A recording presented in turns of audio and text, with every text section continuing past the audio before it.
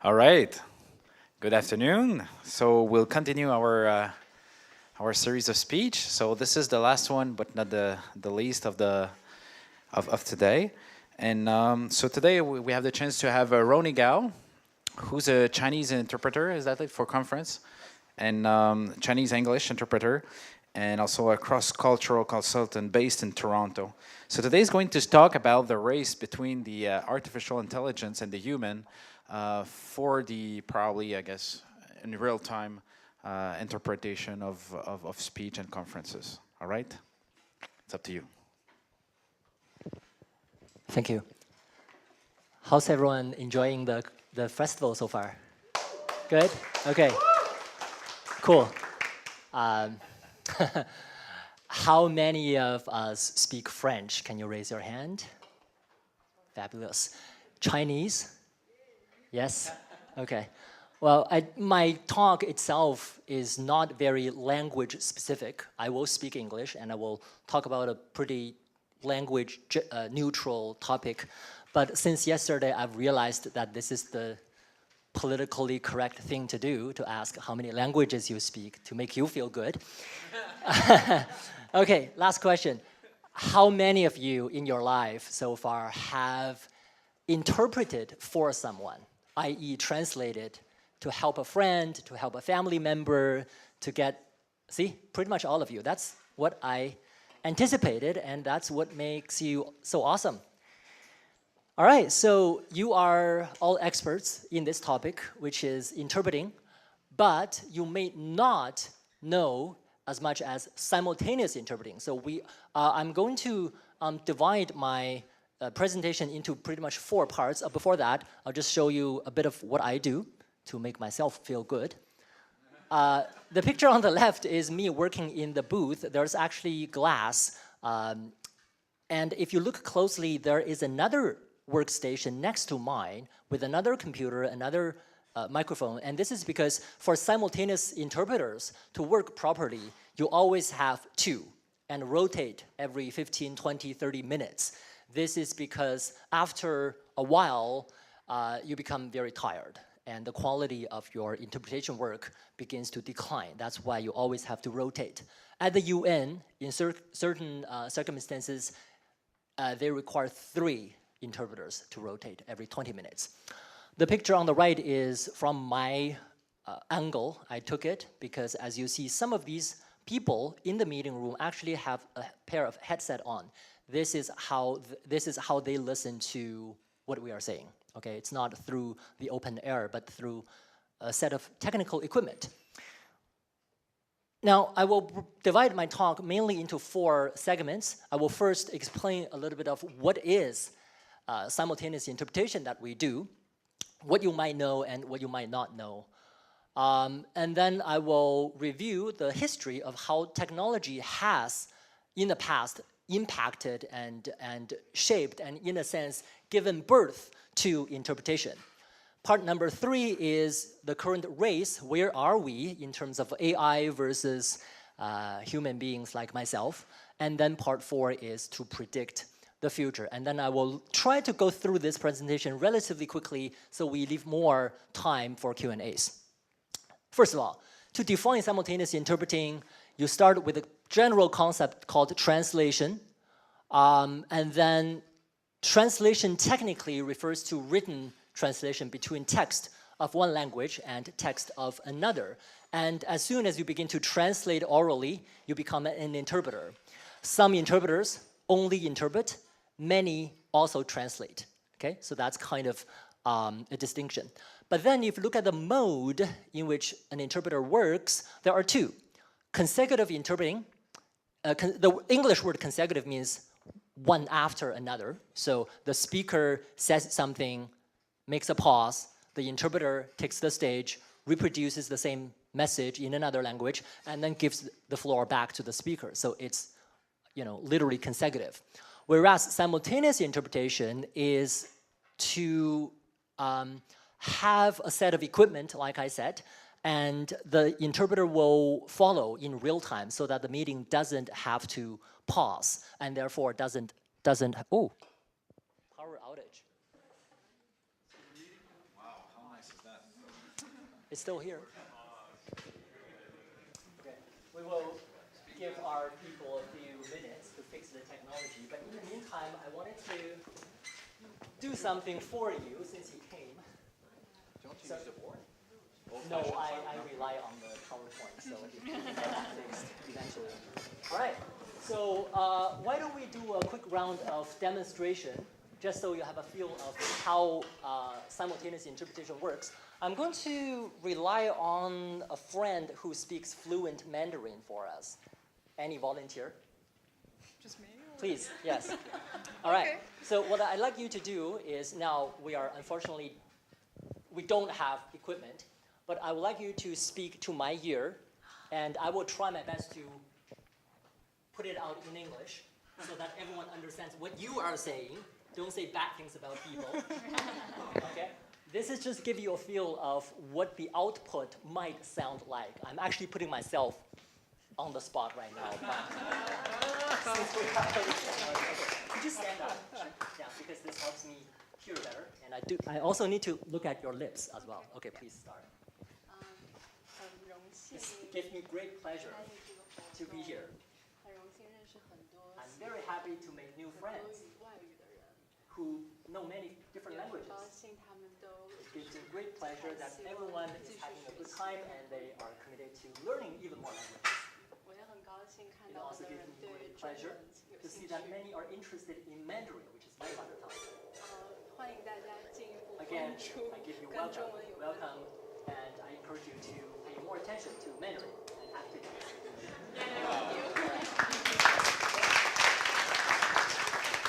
Thank you. She gave me a very easy time because she spoke very, slowly, and it's not a very technical subject anyway. It's the greed. Yes, so we consider this simultaneous. Okay. Technically, this is the third mode. After traditional consecutive and traditional simultaneous, we have a third mode called whispering or 说书态, which is a French word for that. And this mode is used in many settings. For example, the court, where I live, Toronto. If you have to go to the court to fight a parking ticket or speeding ticket, for example, legally speaking, you have the right to use an interpreter who speaks your language, and a lot of times it is whispering. Okay. Anyways, going back in history, the origin of simultaneous interpreting as a type of interpreting goes back to the end of World War II at the Nuremberg trials for Nazi war criminals. And this timing is significant for two reasons. Number one, mid-40s was the time when technology was just mature enough so that radio communication became possible. Reason number two was that was a political one. At the Nuremberg trials, everyone wanted a speedy trial to end the process quicker, because otherwise they would worry that the Germans are so good at shaping public opinion and propaganda. They worried that if the trial process gets dragged too long, public opinion would sway and the trial results, would have been harder. So someone said, instead of using consecutive interpretation for 4 languages, namely English, French, Russian, and German, can we try something very innovative, which is simultaneous? A lot of people said, no, this is just not a possible job to be done by humans. But then, there was the need and there was the technology. So a French interpreter took a leap of faith and trained a generation of interpreters in those 4 languages, and it proved successful. As you can see here, this lady is holding a microphone much like the one I'm holding, and she's speaking to it while the people in the audience are wearing some sort of earpiece to listen. And then after that, it was the advent of international multilateral organizations such as the UN and many more, who all jumped on board and used simultaneous interpretation. Today, there are 6 official working languages at the UN, meaning that everything said at every meeting at the UN would be simultaneously interpreted into English, French, Spanish, Russian, Chinese, and Arabic. And now you might wonder, I'm a multilingual, I'm brilliant, I speak X number of languages fluently. What's between me, a fluent multilingual, and you, or someone who works professionally as a conference interpreter? Well, if you look at the process, the training process, there are basically 3 elements to it. Number 1, language enhancement. Number 2, subject matter knowledge. Number 3, techniques and coping methods. Let me explain each one of them. So first, language. Before you officially become an interpreter, you need to have your language combination classified into A, B, C's. Your A language is your mother tongue, a language that you're most fluent in. And usually this is the language in which you receive formal education. Your B language is your non-mother tongue, but you need to achieve a level where you can interpret into that language from other languages. For example, English is my B language, as you just heard, because I was able to interpret into it, but you don't hear a native sounding English. A C language is a language that you have mastered. You can understand everything in that language, but you do not interpret into that language. You only interpret from C into your A. Some people also interpret from C to B, but as you can imagine, the quality will drop a little bit. And now, a question would be, how many A languages can I have? How many B languages can I have? Because I know one misconception commonly held among polyglots like you would be, I speak X number of languages, so there will be, for example, if I have 6 languages, then if you do the permutation, you would have 30 different directions that you can interpret, right? Unfortunately, that is very far from the truth. In the professional market, most people have one A language and one only. You can argue with your professor, you can argue with a chief interpreter that, okay, my French is also an A. A very small handful of interpreters will have double A's. I've never seen triple A's, but it's a hard argument to make. They will say, you received 6 years of education in English, only 3 in French, so you're an English A, French B. So usually that's what comes out of this argument. All right, so now you have your language classified. Subject matter. Subject matter knowledge has to do with the type of fields that most frequently hold conferences. In my case, being based out of Toronto, which people in Toronto think is the center of the universe, but I do most of my work in government-related subjects and also finance-related subjects. And as you can imagine, for someone who was not previously experienced with those subject matters, you have a very steep learning curve to climb up. Like, what is the type of language they use at the UN, right? I will give you a quick demonstration later. But a lot of times it's unfamiliar to an outsider or even to a budding interpreter who is unfamiliar with the UN. So throughout the training process, a lot of it comes down to getting familiar with the thousands of acronyms that people at the UN works in, right? It's literally like another language. And then the third part, the fun part, is to master a repertoire of techniques that will help you cope with all sorts of challenges. I will just share with you a few of them, just so you have an idea. People always ask me, okay, so I speak English and Chinese fluently, you speak English and Chinese fluently, but it drives me crazy when I try to interpret simultaneously. How do you manage? Okay, well, I will say there are 3 things you want to look into. One is to actively manage your time lag. When Jocelyn was speaking Chinese and I was interpreting, my time lag was somewhere between 1 second and 4 seconds because it's an easy speech. And also because as soon as she says, 我很高兴, I said, it gives me great pleasure. I pretty much knew what's coming up, right? She would not have said 我很悲伤今天, or which means I'm very sad today, right? So anticipation helps you do the job. If you're familiar with the speakers, familiar with the setting, familiar with what kind of language tend to come up in what kind of setting, that helps you do a better job. And then there is salami. Anybody happens to know what it means in interpretation? Yes, cutting, because salami is, as the name suggests, is a type of Italian sausage. What do we do with the sausage? You cut it up. We do the same with language as well. If someone says a very long sentence, when do you start interpreting? Of course, you don't wait to the end of the sentence, right? You wait to the end of the first meaningful chunk so that you can say a sentence. It doesn't need to be the same grammatical structure. It doesn't even have to have the same subject, but as long as it makes sense. And I will give you an example. All right, so this is a long sentence that I took out of the inaugural speech made by Secretary General Antonio Guterres. And he, as part of his speech, he said the following. Secretary General, and this is referring to Ban Ki-moon, your principled leadership has helped to chart the future of the United Nations through the 2030 Agenda for Sustainable Development. It's a very long sentence. It's a very flowery sentence, typical of the type of the thing they say at the UN.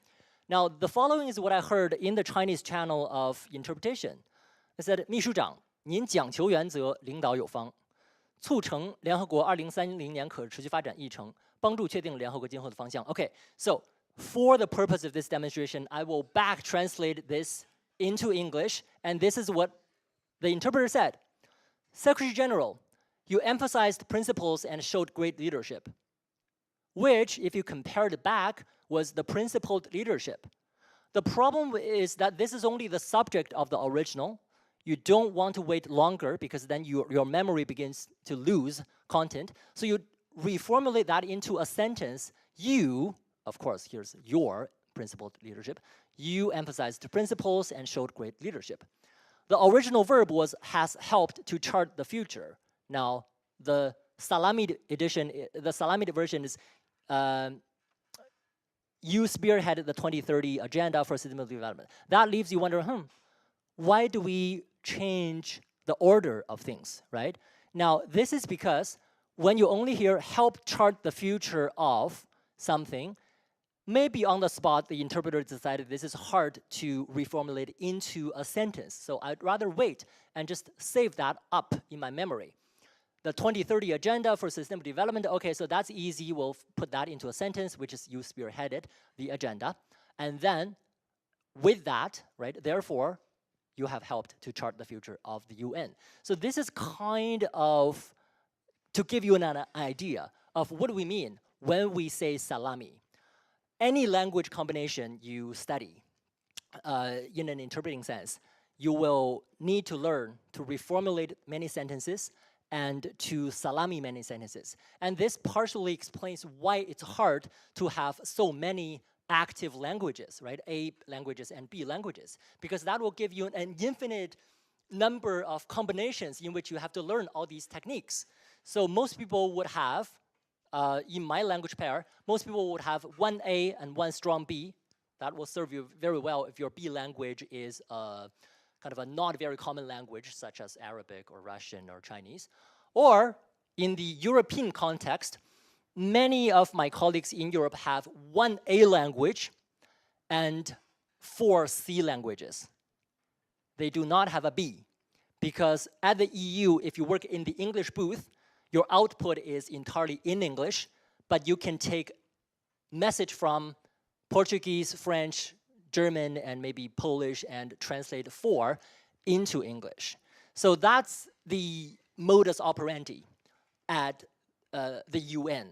Oh, sorry, at the EU. The UN is a little bit different because for English, French, Russian, and Spanish booths, you only interpret into your A language. For Chinese and Arabic, it's very hard to find people whose native language is English or French, but can understand Chinese or Arabic. So we compromise, or they compromised, and allowed people to interpret into their B language, right? Which is kind of my combination. If I were working at the UN, then I would be working in the Chinese booth, but when the Chinese delegate speaks, I will have to interpret that into my B language, which is English.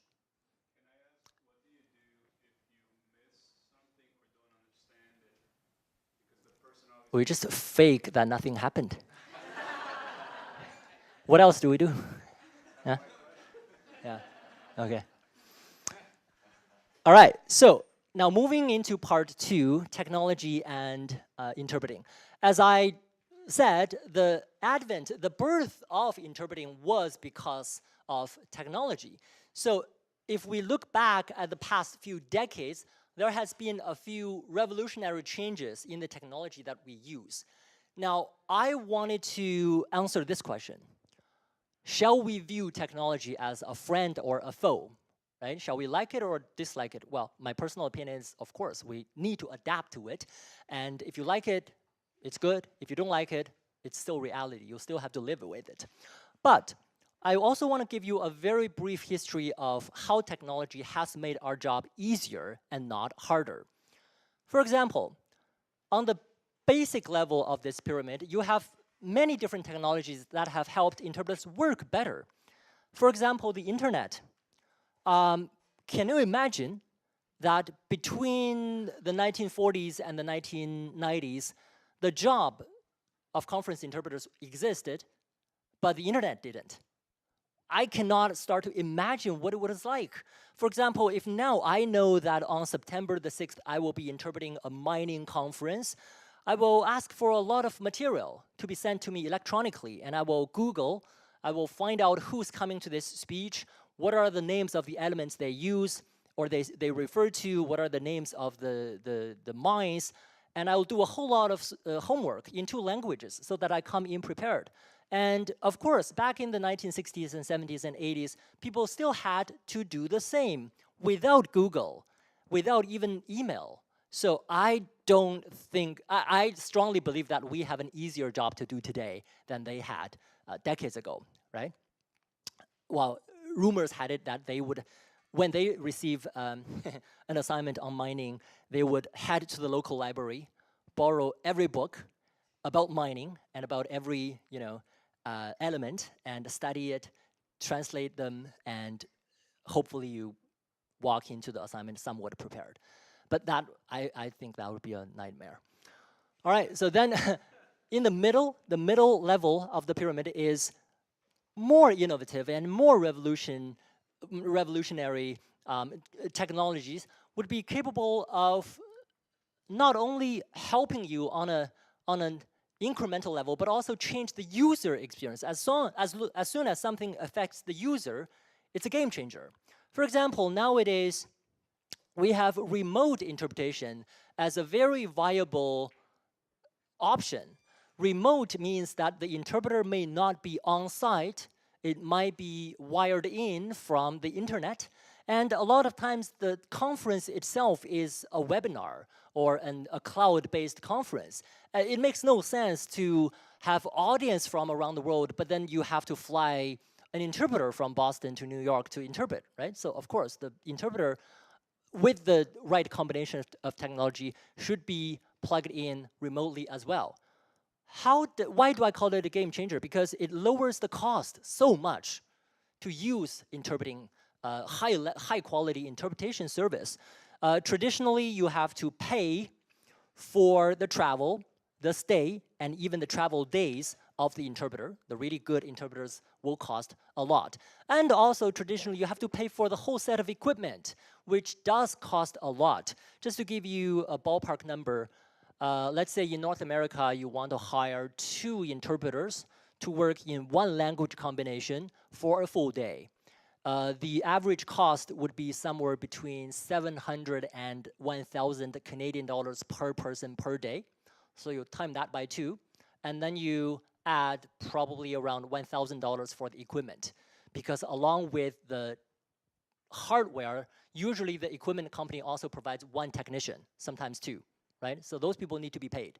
It's a very expensive service to use offline, but as soon as cloud-based real-time conferencing becomes available, this is all solved, and the cost just goes down.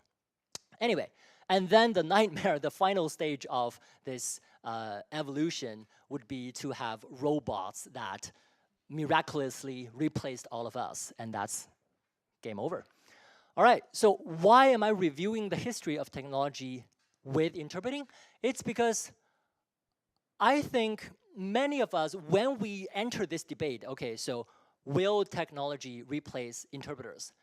Most of us are guilty of something called confirmation bias, which means that you only see what you believe. If you're a tech person, all you see all day is how wonderful technology is and how revolutionary it is, how it is redefining so many different industries. What about language? Of course, you know so much about the all-powerful technologies, the AI, the machine learning, and language is no exception. You will be replaced. Whereas, if you are a language professional, all day you are exposed to the nuance of translation, the culture behind languages, and how unpredictable and illogical sometimes the speeches are. And you'll be like, machines? No, thank you. We're good, okay. Most of my interpreting friends think it's ridiculous that the machines, that someone proclaims that one day machines can do our job. But most of my tech friends in the Silicon Valley think it's ridiculous to assume that language is not going to be affected, if not replaced, by technology. So I'm stuck in the middle, and I think it's very hard to reconcile the two, precisely because we all live in our own bubble, right? So there is a set of objective facts that we just simply turn a blind eye to because we only see, probably we only want to see, evidence that confirm what we already believe. This is a very interesting observation that I have made. All right, so now let's answer the meat of the meal. Where are we now? So where is the current status of the race? Well, let me first break down the process of how machines can potentially replace conference interpreters in real time. I think it takes 3 steps, right?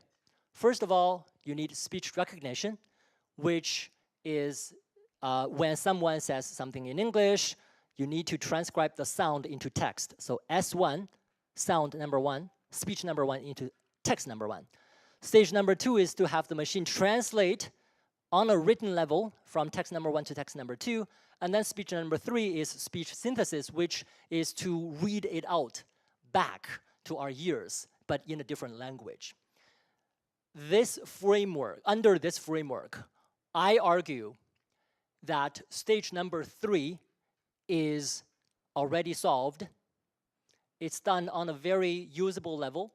And also, I argue that it's unnecessary to have stage 3 in many cases. Think about the time when you watch a foreign language movie.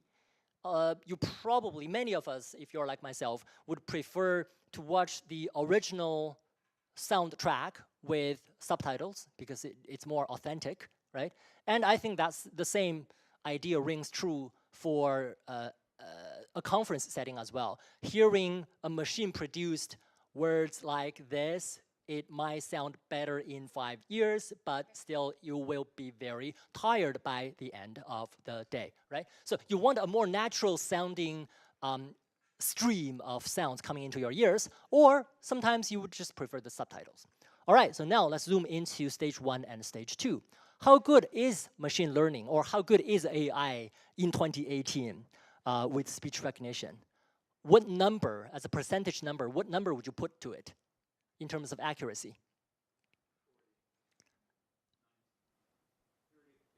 Oh, wow, I hear a lot of pessimists in this room. Okay, it's close to 90. I would say it's close to 90, and you will be amazed. Have you ever, yes? Word. It's about 90%, and you can try, I don't know what is objectively the best product out there, but I use Apple, I use an iPhone, and when I text, you just speak in a somewhat clearly manner, and it'll pick up about 90% of what you're saying. Yes? Your accent is fine.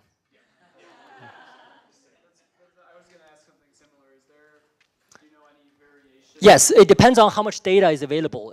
The thing is that we as human ears may have a hard time understanding someone who comes from different region, but the machine doesn't function by the same logic. The machine is able to learn a dialect sooner than we do, because if you feed it with data, it just gets really, really good, okay? So I would put 95% to speech recognition, but I would put a lower number to machine translation. And the case I want to make is that even if you can pick up the word, you don't necessarily understand the meaning behind it. And meaning is what's important. Sometimes a very nuanced difference can cause big trouble. An example is during the Cold War, I think this is 1960s, the Soviet leader Nikita Khrushchev made a statement in Russian to the Western world. He said something in Russian, and his English interpreter rendered it as, "We will bury you." We will bury you, a very threatening message. Here, we means communism, and you means capitalism. So that statement sent shock waves across the Western world. But then linguists looked into what Khrushchev actually said.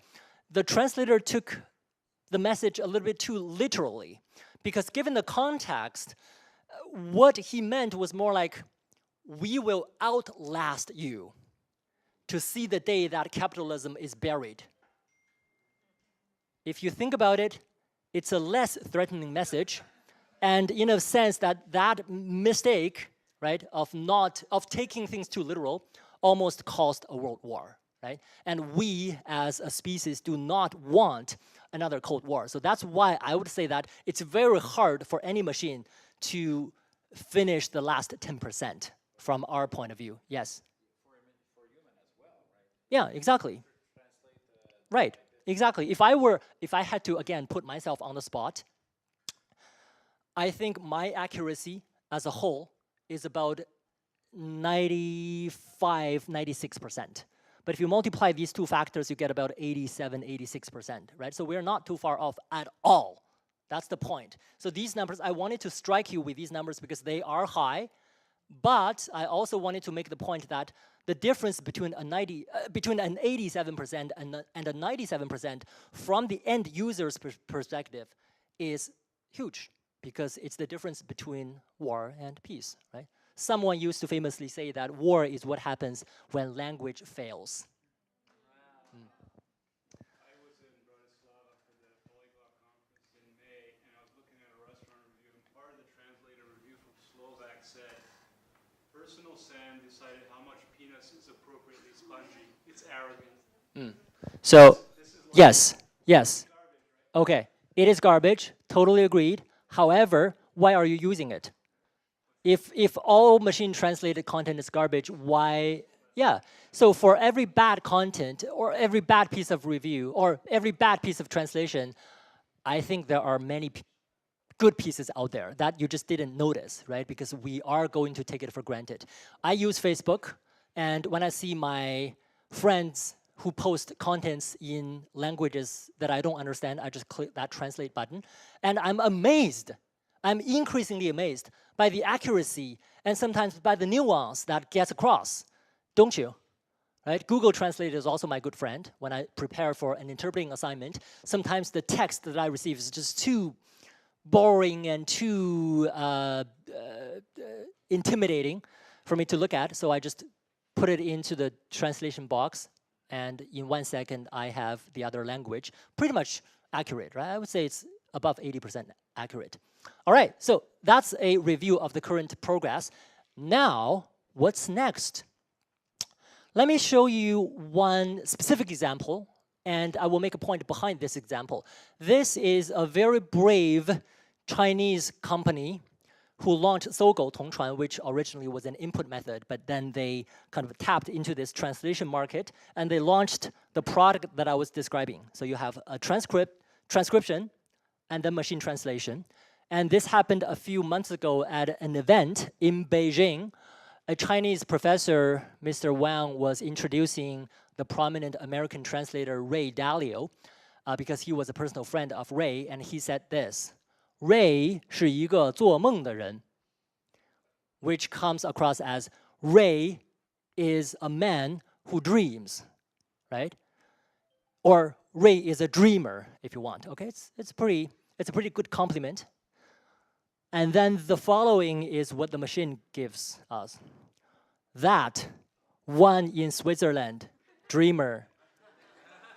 You're laughing because Switzerland is so out of context, right? So how on earth did the machine think that he was talking about Switzerland? Because Ray Shi, right? For those of you who happen to understand Chinese, you know that Ray is the name, Shi means is.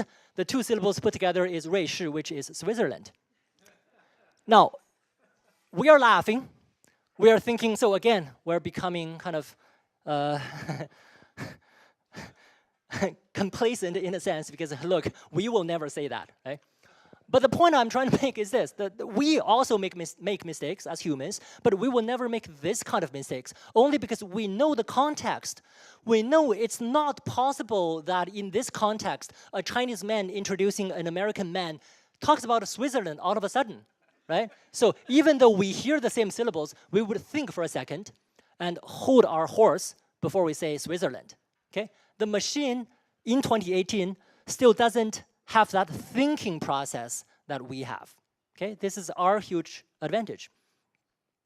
All right, so as a quick recap, what are the main challenges faced by machine-powered translation today? Number one, imperfect accuracy, right? 87%. You can argue it's already usable, but it's still not there. Number two, there's no thinking involved. Number three is huge. The problem with AI translation is not AI itself. It's the people who use AI. Trust.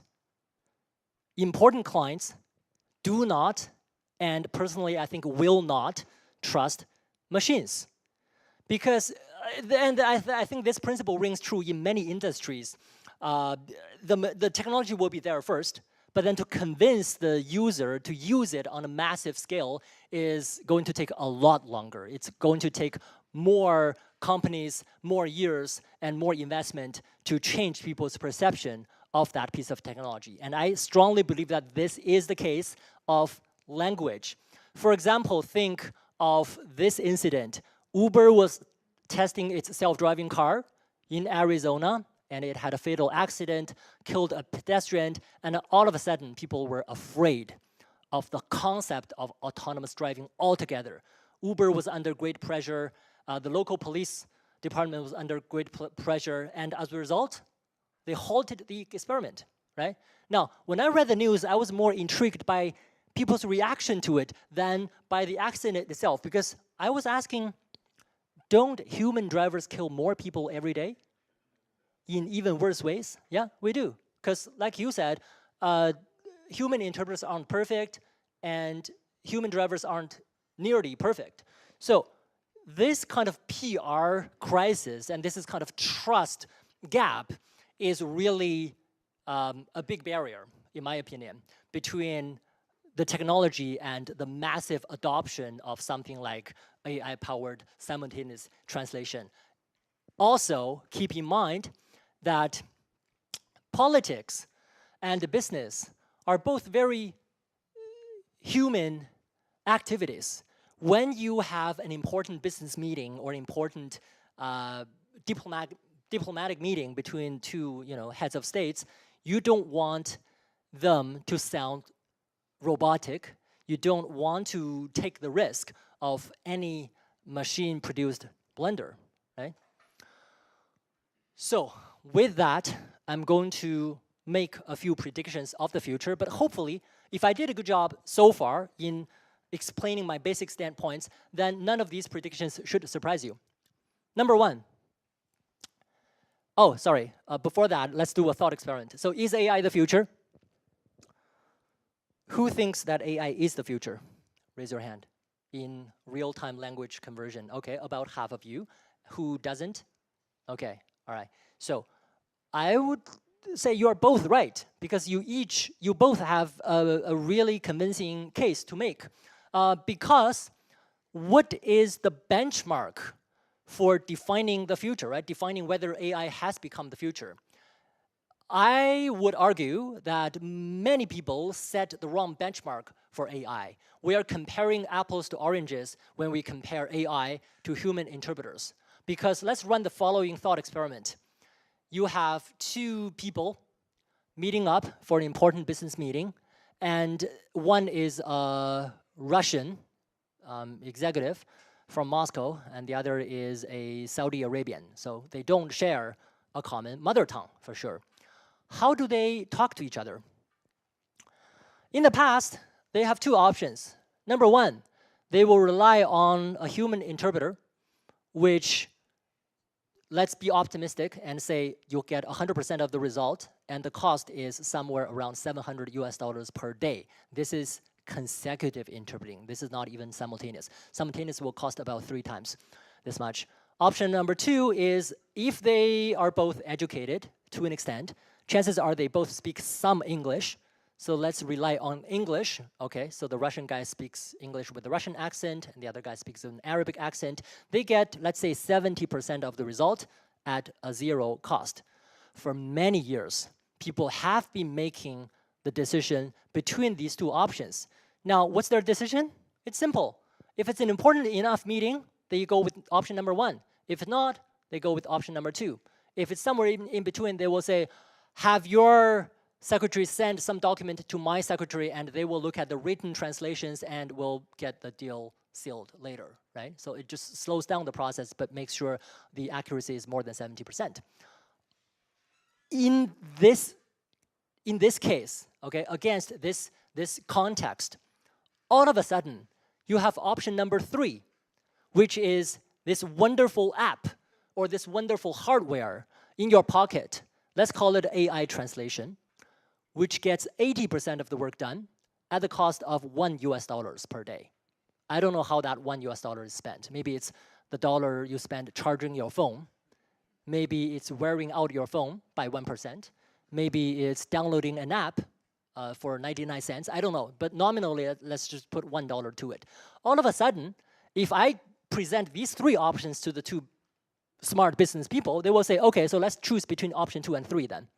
Because option number 1 is very idiotically priced. It's 7 times more expensive than the next most expensive option. We're not that dumb, so we're gonna wipe that out. And now you realize something different, because AI is in a different competitive landscape as you had imagined. The threshold for AI is not 97%. The threshold for AI is 71%. As soon as AI gets to 71%, which it has already, it will find a very viable market around the world which are not using human interpreters, but now, instead of both speaking English, they can rely on AI translation, which is the point I'm trying to make here, because the real rival for AI-powered interpretation is not and will not be the human interpreter. Instead, I would argue it's the Globish or global English that people are currently using, right? And you can argue, you can easily imagine how much easier it is to improve on the AI technology than to teach billions of people improve their English, right? So AI is the future, but a different future, the future of something else, okay? All right, so with that, I will just do a quick recap by spelling out 3 major predictions, and then we'll do Q&As.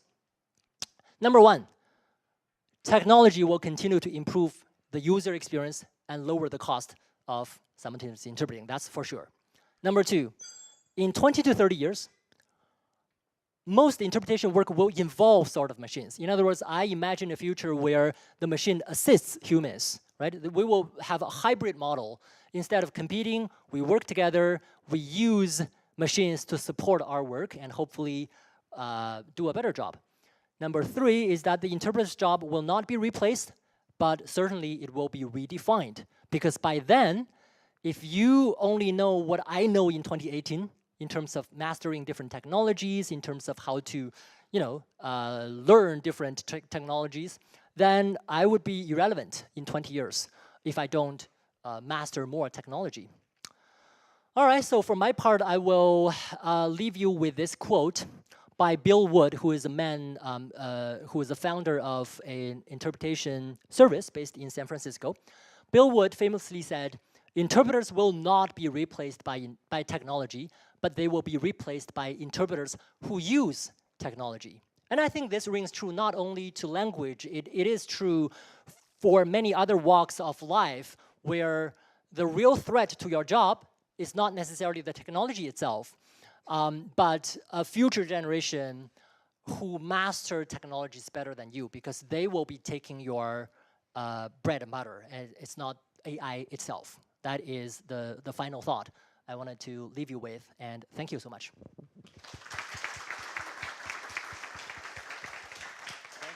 Thank you so much for this amazing speech.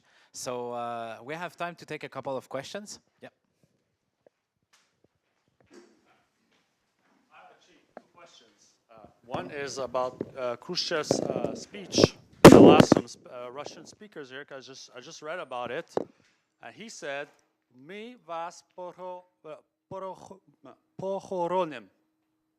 Well, does that translate to "we will bury you"?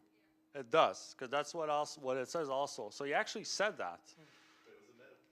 It was a metaphor. He actually did say that. Is that a strong in Russian? Is that strong? Is that like? Yeah, but that's what he has. I was just curious. And second thing, with the advance of AI, do you think machines will ever create their own language? And be able to speak to each other, sort of thing? Haven't they already done that? Yeah, but to a certain level where communication will be done and human beings will not even need to speak, like that Russian and Saudi Arabia will not even need I'm to sure speak, AI whatever will you not. want, and they will speak. Okay, thank you. For both of your questions, first of all, I don't speak a word of Russian, so no comment about the first. I think you're right. For the second, it's yes, so AI will invent its own languages, but I don't see that as really relevant to the interpreting market as we understand it today. They will not invent a language in which Donald Trump talks to Putin. It'll be English or Russian, right? So the English-Russian interpretation is still needed, okay? Yeah. Another one? So I wonder how interpreters cope when a speaker says something nonsensical, illogical, ungrammatical, doesn't follow from one part of the sentence. I'm thinking here of the current US president, for example. And how is a machine going to cope with that? 土包子之类的吧. Okay. Anyway, but yes, a very valid point indeed. The current POTUS has posed a tremendous challenge, no pun intended, to interpreters, and part of this is because professional interpreters are very used to the Obama kind of language, or his kind of English at least, very diplomatic, very flowery, and very correct. And all of a sudden, we are doing something that we are not trained to do. So a short answer to you is interpreters are not coping very well with Donald Trump.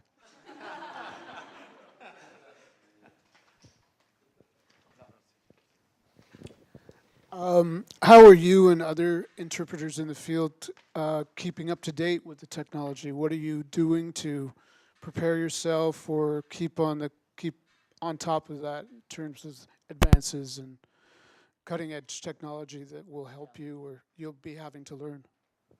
By coming to events like the Langfast, by self-learning. I personally enjoy listening to different podcasts, and I subscribe to a few high-tech related podcasts, language tech.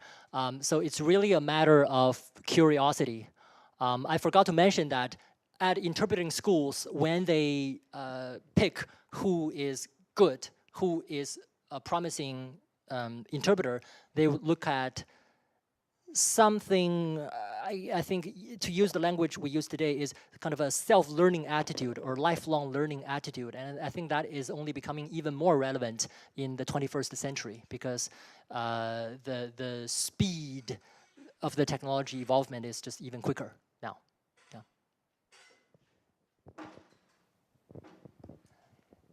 Hi. They say that half of language is visual. So in that sense, how are the AI machines, are they able to pick up, the visual part of language as well as sarcasm? So if you were to say, yeah, he's a genius, Donald Trump, he's a genius, right? Maybe, the machine is going to say, oh yeah, this guy thinks, Donald Trump is a genius when, I'm really saying he's an idiot. And likewise, if you're an Italian, your hand gestures, speak a lot of what you're actually trying to say. Yes. So are there ways right now where the AI is able to pick those kind of nuances, or is that something that's still solely, left for interpreters? But even for interpreters, it may be difficult, to pick up these, the eyebrow, being, raised, or, the drumming of the fingers on the table kind of nuances. Absolutely, yes. Brilliant points made by Dr. Chen. I totally echo the last comment, which is that even for human interpreters, when someone throws out a bit of sarcasm or humor or pun, our mind just explodes because it's the nightmare. It's the last thing you want to translate. I have many anecdotes where I failed miserably at people's humor. The worst of such a case is when I was in the back of a hall room, and the speaker, who has a very heavy Australian accent, but as if it's not enough, he all of a sudden threw a very hard to understand joke to his audience, and of course his audience laughed, and he looked at us and said, I wonder, how, I won't mock the Australian accent, but I wonder how the translators are doing back there. And I'm like, no, we're not doing it. Okay, and then back to the other point. So is AI currently picking up people's visual cues? To my understanding, no. The AI technologies or platforms built for translation is currently not entering that field, although I think that it is quite possible. It is technically very doable. And to add a final point to it, in the professional market, actually we have a requirement when you work remotely. You need a screen showing the face of the speaker. This is the United Nations standard. This is also the standard recommended by IEC, which is the International Association of Conference Interpreters. If you are to use remote interpreting, you'd better make sure that the interpreter has access to the visual cues as well, because that, as you said, helps greatly. Hi, you mentioned that you imagine there will very likely be more tools to assist interpreters in their jobs. If you had to imagine or guess at this point what direction or what shape those tools might take, what would you guess they might end up being? Like, for example, I know that translation agencies use software to create a database for translations that their translators have done, so that for a particular client they can provide consistent service faster, even though human beings are still doing the translations. Yes. They refer to a database that they've compiled for their in-house translators. Well, yes, so computer-assisted translation has been around for decades, but were you at the session with Benny Lewis? He showcased something, perhaps some of you were there, he showcased something that I imagine to be the future, namely transcriber, or AI program that transcribes and displays the content, and also displays, for reference, a translated version in real time. And if as simultaneous translators, we have access to that screen as we work in the booth, I think we have a the output of our final product will be a lot better. Because then we can focus on polishing the language, we can focusing on the logic, we can focusing on getting the numbers and names right, as opposed to the million other things that's going around. Sometimes do interpreters get asked to interpret for an event where there might be a lot of very technical vocabulary. Yes. and it's new to you. Yes. So that would like take a lot of pressure off if you just had some reference translation. Hopefully. Yes. Yes. Yeah. That's right. We'll have to stop there, unfortunately.